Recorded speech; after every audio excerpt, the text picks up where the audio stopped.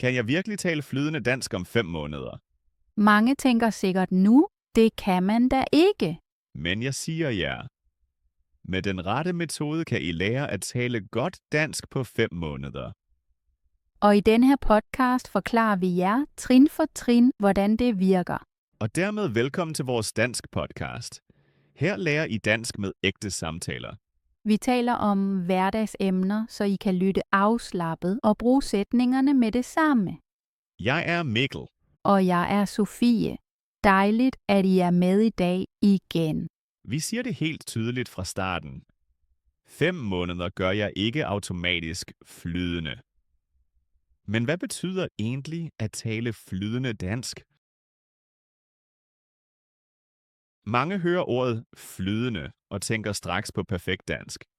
Men det er ikke altid rigtigt. De fleste, der lærer dansk, sammenligner sig med modersmålsbrugere. Det giver stort pres. Præcis. Og det er en urealistisk forventning. Jeg lavede samme fejl i starten. Virkelig? Ja, jeg troede længe. Først når jeg næsten siger alt rigtigt, må jeg tale. Det kender jeg godt. Men problemet er, tænker man sådan, taler man ofte slet ikke. Og man sidder fast i hovedet. Præcis.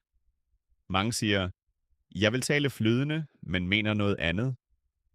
For mig betyder flydende ofte.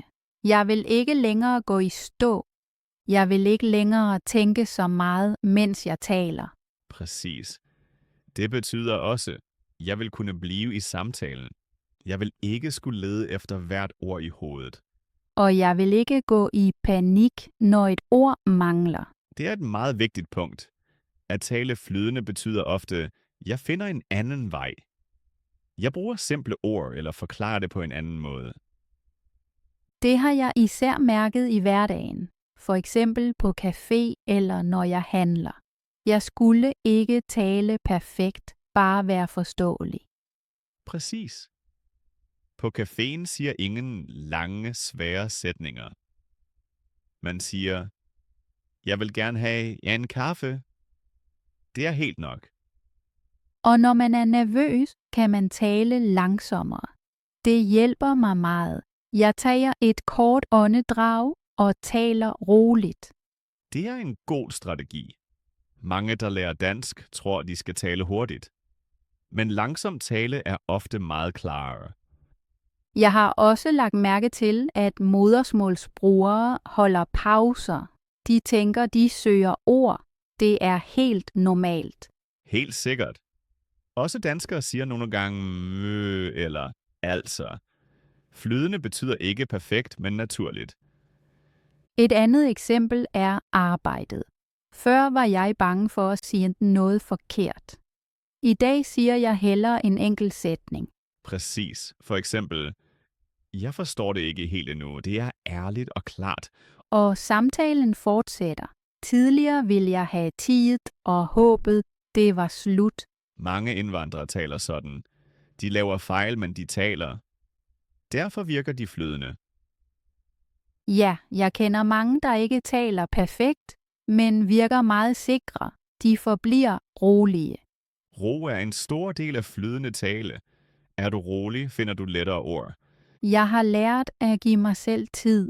Jeg siger ikke alt med det samme. Jeg taler sætning for sætning. Det er meget vigtigt. Flydende betyder også, jeg bygger mine sætninger trin for trin. Så ikke forberede alt i hovedet. Præcis. Det giver kun stress. Bedre er, begynd og fortsæt. Og hvis noget ikke lykkes, er det ikke en katastrofe. Nu ved vi her, hvad det betyder at tale flydende. Man skal ikke være perfekt, bare bliver i samtalen. Det store spørgsmål er nu, hvordan opnår man det i hverdagen? For mig var det længe en rigtig udfordring. I starten havde jeg altid meget motivation, men den forsvandt hurtigt. Lige præcis det skal vi tale om. Motivation føles godt, men den er ikke stabil. Der er jeg ikke helt enig. Motivation hjalp mig i starten til overhovedet at komme i gang. Det er rigtigt. Motivation er god til start, men den holder ikke i måneder. Ja, det mærkede jeg. Efter 2-3 uger kom hverdagen. Arbejde, aftaler, træthed. Og så bliver dansklæringen ofte det første, der ryger. Præcis. Tidligere satte jeg store mål. Lære i 1 time hver dag. Og hvor længe virkede det? Ærligt talt ikke længe. Efter få dage var jeg frustreret. Det er et klassisk problem. Store mål kræver meget energi. Jeg ændrede så noget. Jeg gav mig lov til at gøre mindre. Det er et vigtigt skridt. I stedet for 1 time sagde jeg, 10 minutter er nok. Det er netop pointen. Små enheder er realistiske. Men jeg planlagde de 10 minutter helt bevidst. Altså på et fast tidspunkt. Ja. For mig passede morgenen, efter kaffen, før arbejdet. Interessant. For mig var det mere om aftenen. Virkelig? Om aftenen var jeg ofte for træt. Det forstår jeg. Men min dag var så rolig. Ingen aftaler mere. Det viser noget vigtigt. Alle behøver deres egen rutine. Præcis. Der findes ikke et rigtigt tidspunkt. Vigtigt er bare, at man ikke beslutter sig på ny hver gang. Ja. Hvis du hver dag tænker, læser jeg i dag eller ej, bliver det svært. Derfor bandt jeg dansk sammen med min hverdag. For eksempel, Når jeg lavede mad, hørte jeg podcasts. Når jeg gik tur, tænkte jeg sætninger. det er rigtig godt. Hverdagen er det bedste lærested. Jeg synes, det var bedre end at sidde ekstra ved bordet. Det er jeg enig i. Læring behøver ikke altid være læring. Men jeg havde også dage, hvor jeg ikke gjorde noget. Og det er helt normalt. Før følte jeg mig dårlig over det. Og i dag, I dag siger jeg, okay, i morgen fortsætter jeg. det er netop rutine. Ikke være perfekt, men kom tilbage. Det har taget meget pres væk. Pres er en af de største læringsdræbere. Ja, hvis jeg tvinger mig, lærer jeg dårligere. Derfor siger vi, regelmæssighed er vigtigere end motivation. Motivation sætter dig i gang, rutine fører dig videre. Meget godt sagt. Og rutine kan være meget lille. 5-10 minutter om dagen er nok. Gør man det i måneder, mærker man forskellen. Præcis, din hjerne arbejder i baggrunden. Og pludselig forstår man mere, uden helt at vide hvorfor. Det er effekten af rutine. Så hellere lidt, men tit. Ja. Regelmæssighed slår motivation. Jeg tror, mange lyttere genkender sig selv her. Det håber jeg. Så bliver flydende tale realistisk. Før vi går videre, vil vi gerne inddrage jer kort. Ja, netop. Vi taler meget om rutiner og ved hverdag. Men jeres hverdag ser sikkert meget forskellig ud. Nogle af jer bor måske i Danmark. Andre lærer dansk i et helt andet land. Derfor er vi meget nysgerrige. Hvor lytter I lige nu? Er I hjemme på farten eller måske på vej til arbejde? Og fra hvilket land kommer I? Hvis I har lyst, så skriv det gerne i kommentarerne. For eksempel, jeg lytter fra Spanien, eller jeg lærer dansk i Brasilien. Det hjælper os med at lære jer bedre at kende. Og det er også en god lille øvelse for jeres dansk. En kort sætning er helt nok. I behøver ikke skrive noget perfekt. Det vigtigste er, at I bruger dansk.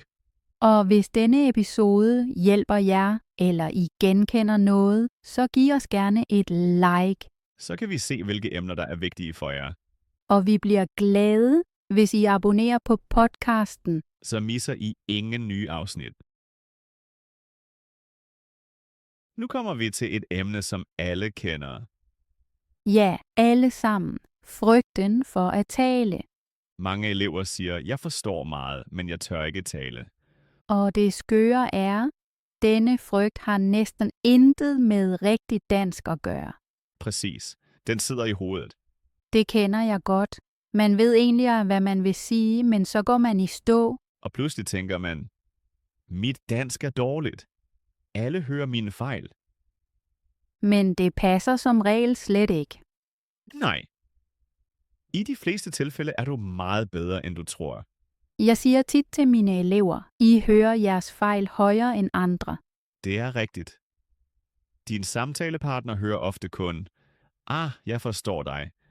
Eller hun prøver at tale dansk. Det er da godt.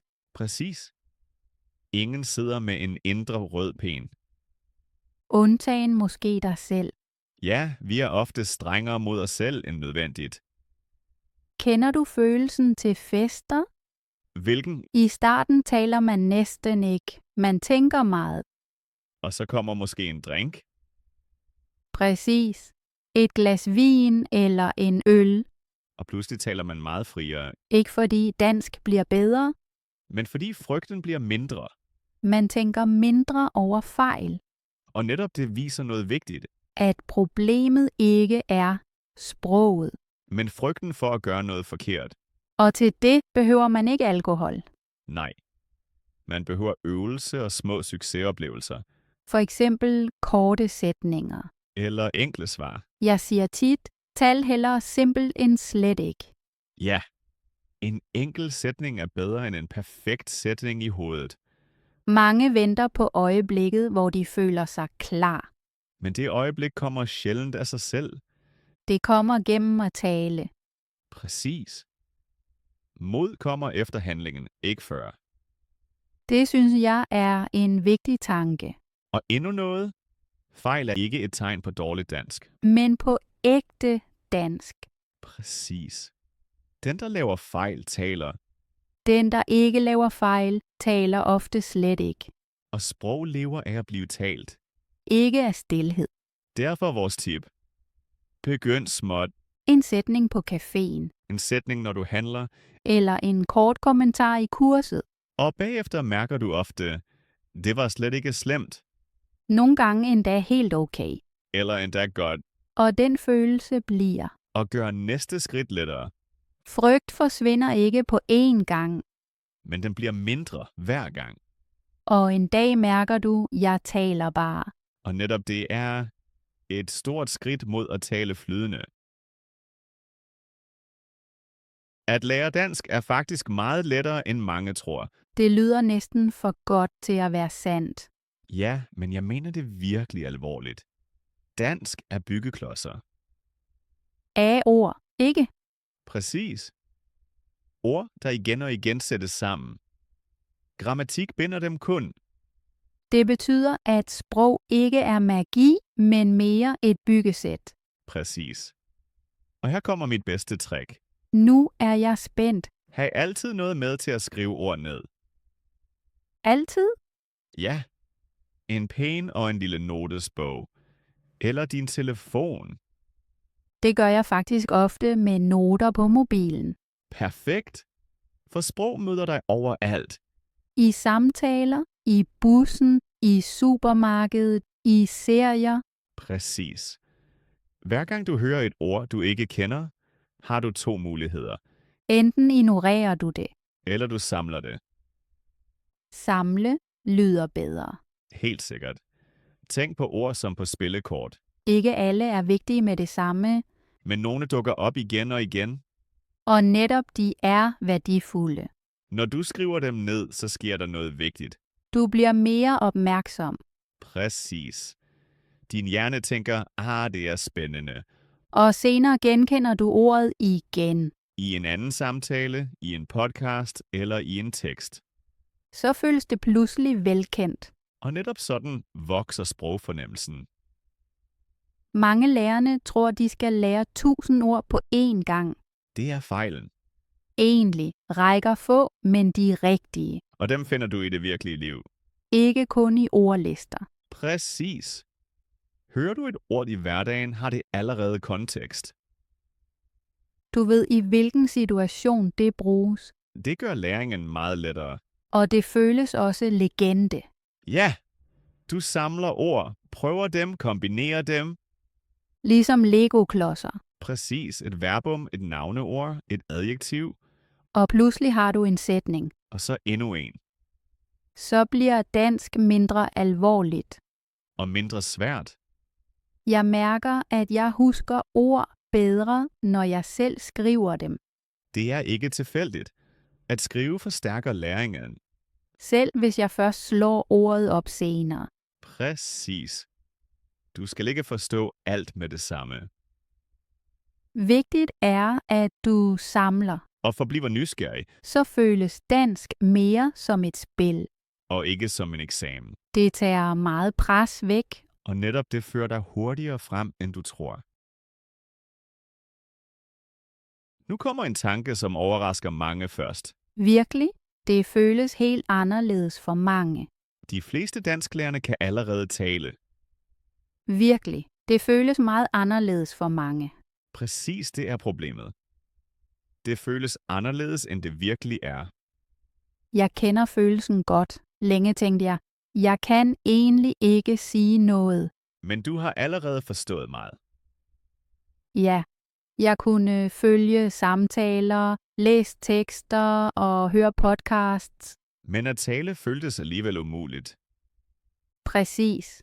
Alt var i mit hoved, men min mund var lukket. Det skyldes forskellen mellem passiv og aktiv viden. Passiv betyder, jeg genkender ord, når jeg hører eller læser dem. Præcis. Aktiv betyder, jeg bruger disse ord selv. Og dette skridt føles enormt. Ja, men faktisk er det mindre, end man tror, Hvorfor? fordi ordene allerede er der. Du skal bare bruge dem. Jeg tror, mange venter på nye ord. Præcis. Mange tænker, jeg har først brug for mere ordforråd. Men det, man har, er ofte nok. Absolut. Lad os tage et enkelt eksempel. Okay, Du kender ordene jeg, arbejde, i dag, træt. ja, dem kender jeg. Af dem kan du sige, jeg er træt i dag, Eller, jeg arbejder meget i dag. eller jeg er træt, fordi jeg arbejder i dag. Det er 3 sætninger med de samme ord. Præcis.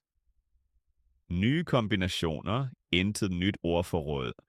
Det føles pludselig mere muligt, Og netop her blokerer mange sig selv. fordi de tror, en sætning skal være særlig god. Ja, eller særligt korrekt. Så siger de heller ingenting. Præcis. Den første sætning er altid den sværeste, Det kender jeg. Efter den første bliver det lettere. fordi frygten så bliver mindre. Og man ser, verden går ikke under. Præcis. Ingen griner, ingen retter hver fejl. De fleste er bare glade for, at man taler. Ja. Kommunikation virker også med simple sætninger. Jeg opdagede en dag, når jeg taler, lærer jeg hurtigere. Det er en vigtig pointe. At tale aktiverer din viden. Passiv viden bliver aktiv. Præcis. Og hver gang bliver det lidt nemmere. Selv når det hakker. Netop der. Hakken hører til. Målet er altså ikke at tale perfekt, Nej. Målet er at bruge ord. selv om de stadig er usikre. Præcis. Sprog bliver til i handling, ikke i venten. Så behøver jeg egentlig ikke et nyt kursus. Men modet til at sige den første sætning. Det er en stærk erkendelse. Og netop det vil vi give jer med. I kan allerede mere, end I tror. I skal bare give jer lov til at bruge det. Så bliver dansk lettere skridt for skridt. Ikke fra den ene dag til den anden, men sikkert med hver sætning. Lad os lige holde pause et øjeblik og tage et skridt tilbage. Vi har i dag talt om mange ting. Om at samle ord, om mod, om simple sætninger, om rutine. Og måske tænker du nu, okay, men hvad betyder det for mig om 5 måneder? 5 måneder lyder for mange som meget kort tid eller som en kæmpe opgave. Men i virkeligheden er 5 måneder realistisk til at ændre meget, hvis man ved, hvad der er vigtigt. Først er en ting vigtig. På 5 måneder handler det ikke om at tale perfekt. Det handler om at blive tryg. Efter cirka en måned sker der hos de fleste noget vigtigt. Du mærker pludselig, at dansk ikke længere føles helt fremmed. Lyden er mere kendt. Du genkender ord hurtigere. Du forstår måske ikke alt, men du forstår oftere, hvad det handler om. Og det er et kæmpe skridt, selvom det føles lille. Efter cirka 3 måneder ændrer din adfærd sig ofte. Du tænker mindre, før du taler. Du tør hurtigere sige en sætning. Måske er den stadig enkel, måske ikke perfekt, men du stopper ikke så længe. Samtaler føles mindre truende, og du mærker, jeg kan reagere. Jeg er ikke helt blokeret længere. Efter 5 måneder er du nok stadig ikke flydende i klassisk forstand. Men du kan handle. Du kan tale i hverdagen. Du kan bestille på café, svare på jobbet, smalltalke. Du bliver i samtalen, også når ord mangler. Og netop det er målet for mange, selvom de kalder det noget andet i starten. Hvordan når man dertil? Ikke med talent, ikke med perfekt motivation, men med at blive ved, med små rutiner. 5-10 minutter dansk om dagen kan gøre mere end en time 1 gang om ugen. Lyt til dansk. Skriv ord ned. Sig en sætning højt. Igen og igen. Din hverdag er ikke et problem, men din største hjælper. Når du går, når du laver mad, når du venter. Du skal ikke ændre dit liv for at lære dansk. Du skal bare lade dansk komme ind i dit liv. En ting er vigtig for mig. Man må stoppe med at sammenligne sig. Ikke med modersmålsbrugere. Ikke med andre lærerne. Hver vej ser anderledes ud, men hvis man gør noget regelmæssigt, mærker man en dag. Jeg går fremad, også når det ikke føles sådan hver dag. Præcis. Læring er ikke en lige vej. Der er gode dage og svære dage. Vigtigt er ikke, at hver dag er god. Vigtigt er, at du fortsætter. Også på dage, hvor du er træt eller har lidt lyst. Derfor siger vi det igen og igen. At blive ved slår talent. Det er ikke de bedste, der kommer længst. Det er dem, der bliver rolige, accepterer fejl og går videre. Og lige her er du nu. Du er allerede i gang. Du lytter. Du tænker med. Du prøver ting. Det er ikke længere en start. Det er allerede vejen.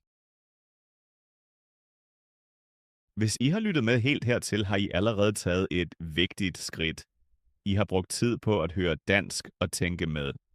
Det tæller. Og måske har I mærket, at det ikke behøver at være så kompliceret at lære dansk, som det ofte virker. Nogle gange er det nok at tage en tanke med eller prøve et lille tip. Præcis. Og nu er vi nysgerrige på noget. Hvad var nyt for jer i dag? Var der et øjeblik, hvor I tænkte, sådan kan jeg se det? Eller et tip, I vil prøve? Hvis I har lyst, så skriv det gerne i kommentarerne. En kort sætning er helt nok. For eksempel, jeg vil tale mere, eller jeg vil samle ord. Det er ikke kun feedback til os, men også en øvelse for jer. Og hvis denne episode har hjulpet jer, bliver vi glade for et like. Så kan vi se, hvilke emner, der virkelig hjælper jer. Hvis I abonnerer på podcasten, er I med i de næste afsnit. Vi taler videre om ægte dansk fra hverdagen, trin for trin. Uden pres og uden perfektion. Tak fordi I var med i dag. Vi høres ved i næste afsnit. Indtil da, bliv hængende. Og have mod til at bruge dansk. Vi ses snart.